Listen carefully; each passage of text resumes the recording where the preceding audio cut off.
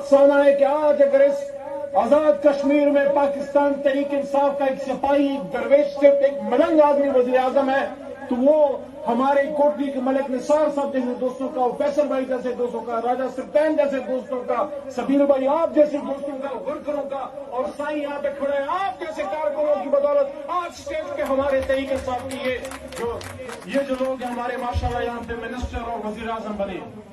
تو عمران خان صاحب کی اصل طاقت ان کے وہ کارکن ہیں جنہوں نے نگری نگری پاکستان کے ہر کونے میں کشمیر سے لے کے خیبر تک اور خیبر سے لے کے بھی آپ دیکھ رہے ہیں بلاول صاحب نکلے وہ کہتے ہیں عمران خان صاحب کو کہتے ہیں 5 دن کا میں الٹیمیٹم دے رہا ہوں.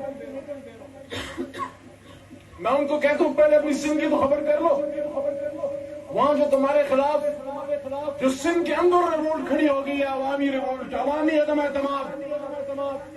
لیکن کچھ باتیں سیاسی ہوتی ہیں، کچھ ہم نے اپنے دل کے درد سے بات کرنی ہے. جیسے جب ہم کشمیر پہ بات کرتے ہیں تو کیا ہم اس درد کو بھول سکتے ہیں جس درد میں بابائے حریت جو ہے اس دنیا سے دار فانی سے کوچ کر گئے؟ علی گیلانی صاحب کی میں بات کر رہا ہوں. کیا کسی کا یہ خیال ہے ہندوستان میں بیٹھے کہ وہ ایک 80 سالہ بوڑھا بزرگ چلا گیا تو بات ختم ہو گئی؟